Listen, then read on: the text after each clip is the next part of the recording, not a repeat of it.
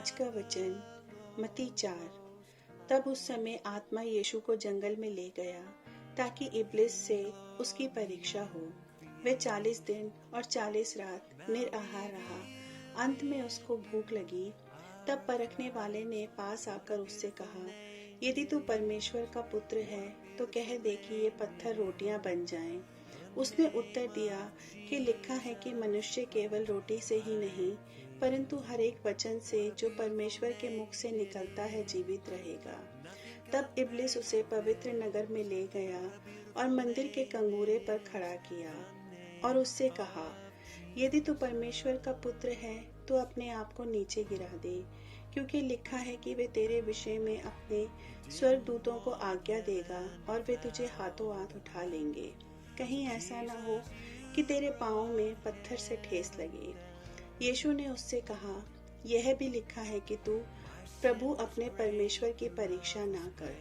फिर शैतान ने उसे एक बहुत ऊंचे पहाड़ पर ले जाकर और सारे जगत के राज्य और वैभव दिखाकर कहा कि यदि तू गिरकर मुझे प्रणाम करे तो मैं यह सब कुछ तुझे दे दूंगा। तब यीशु ने उससे कहा कि हे शैतान, दूर हो जा, क्योंकि लिखा है कि तू प्रभु अपने परमेश्वर को प्रणाम कर और केवल उसी की उपासना कर।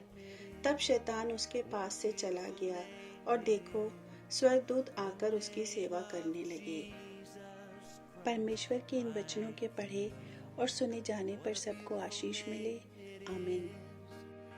लेंट डेज अर्थात रोजे के दिन, उपवास के दिन। प्रभु यीशु मसीह ने 40 दिन और 40 रात शैतान के सामने भूखा प्यासा रहकर भी अपने परमेश्वर को नहीं छोड़ा, अर्थात वो शैतान के सामने नहीं झुका। आइए हम सब भी इन 40 दिनों में अपने आप को जांचते हैं और प्रयत्न करते हैं कि इस दुनिया की बुरी बातों और शैतान के जाल में हम ना फंसें। परमेश्वर के वचनों को सुनें, समझें और उन वचनों पर चलने का प्रयत्न करें। प्रभु यीशु मसीह हम सबको इन 40 दिन में शारीरिक रूप से, आत्मिक रूप से